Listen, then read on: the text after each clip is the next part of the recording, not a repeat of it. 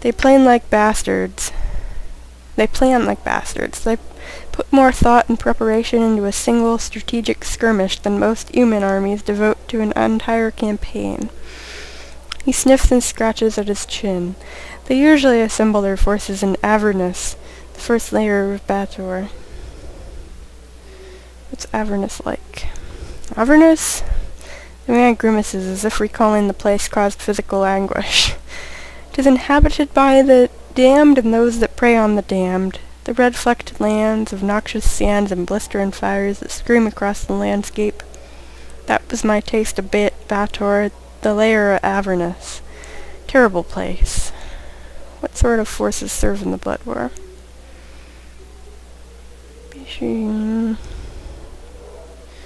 All sorts aside from various mortal berks from across the plains. Okay. I think we already know a lot about Abashi. Yeah. Black-scaled ones are weakest and most common. We don't know these other four, though. Cornugons? Cornugons are dead, Ard Gutter. It's rare to see more than a few of them, though sometimes they form bands of elite troops. Usually they lead lesser forces into battle. What about lemurs? Lemurs? The murs are these things that look like melted people. Annoying little sods that regenerate, even as you're killing them. They're oblivious to danger and pain, and so will never run away from a fight. Mostly good for dying on the front lines.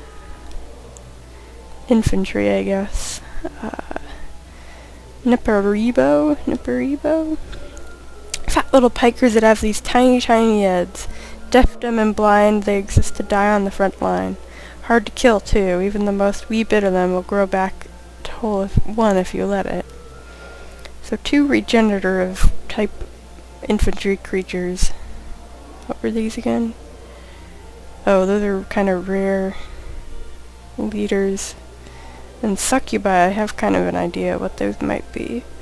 Tanari, lovely but dead evil they are. They seduce mortals to try and drag them into the abyss. More petitioners, more fodder for the war. Okay, we'll ask about... Actually, I think we've asked everything. Except for tails. Alright, 1. Let me give you an example of what meat means to them.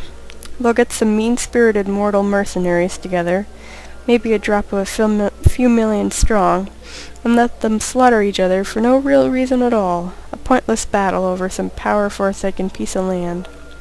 Guess where all those souls go? Their souls sink into the plains of evil they fought on, where they can be ripped from the soup of the plain and set to fight again as lemurs or manes, or whatever the pike inside those little fiendish dung heaps want them to become. The more of those sodden petitioners they get, the more troops they have. Okay. Right. This is the last bit then. Some of you are sensates, so as I got one thing to say to you. Don't sign up to see what the Pike and Blood War is about. Don't be a barmy idiot. Use a sensory stone if you gots to know, but stay the hells away from anything to do with the Blood War for real. It's just not worth it. 'Tis for a moment a look of great pain crosses the man's face. It looks as if he is going to weep. It's not worth it at all. Okay. I'm gone. Looks like there might be more classrooms. I'm gone. Oh, this is some sort of fighting area. Oh, there's a warrior that's actually awake, so maybe we could talk to him.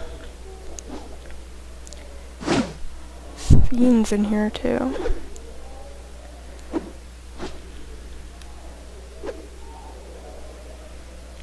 This person is practicing various combat maneuvers on a wooden dummy. They seem busy. Okay.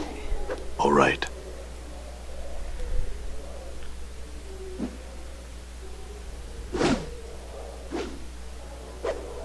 Done. I don't think anybody in here is going to talk.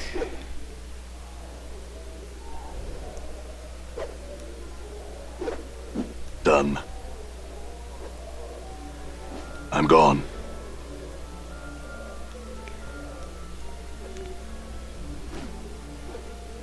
All right.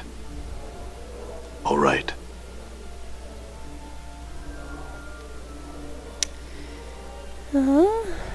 Sensate. That looks like... Okay, so this must lead back into the main room. Yeah. I'm gone. It's Montague again. All right. Wandering through. I'm gone. And there is Merryman. I'm Let's gone. talk to him. This man looks like a bitter, cantankerous old codger. His mouth is twisted into a frown that becomes even more severe as he notices you coming his way.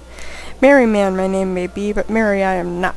Off with you, young one. No time for the likes of you. Goes into a fit of coughing from the exertion of shooing you away so loudly. Alright. I'm gone. Talk to you. All right. I'm gone. All right.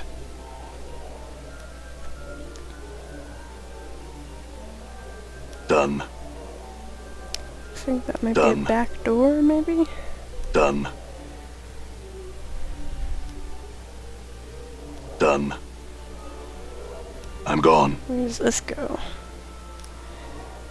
This is a big room.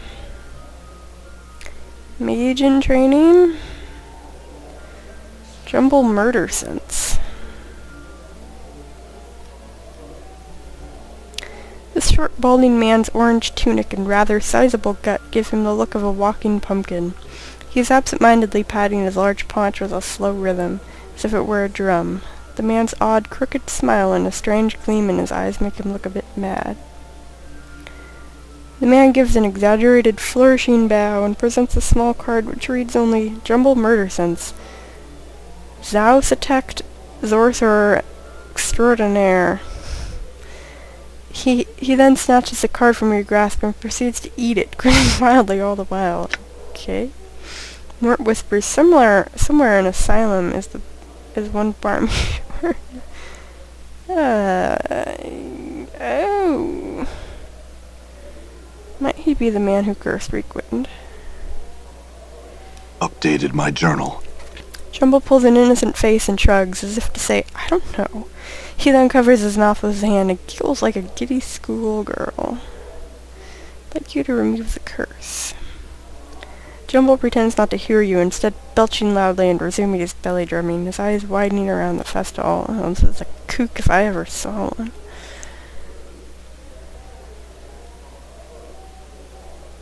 Is there anything I could do so that you'd remove Reekwind's curse? Jumble won't look at you, but shakes his head. Well, you better remove it, mister. Jumble raises one eyebrow and takes a step back. He opens his mouth abruptly, and, though his lips or throat don't move or shape any word or sound, a torrent of incomprehensible babbling begins to pour forth. He's probably cursing us. Updated my journal. Jumble shuts his mouth and the babbling ceases. He peers at you through narrowed eyes, a self-satisfied smile on his pudgy face. Suddenly you hiccup and hiccup again. Oh gosh.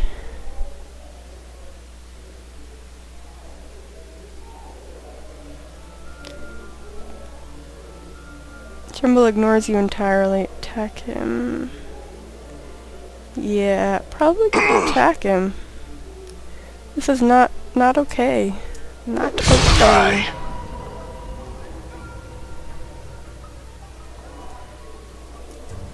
Is he already dead? Oh yeah. Nobody else went hostile, right? Yeah, I don't think so. I don't think I lost any reputation. But I'm still hiccuping. That sucks. Looks like I'm gonna take damage every time, too. Yeah. Great.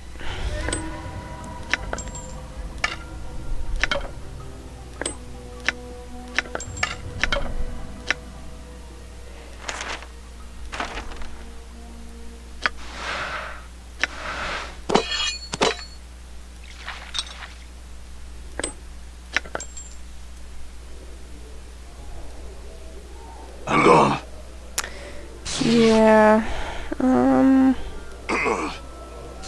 Hmm.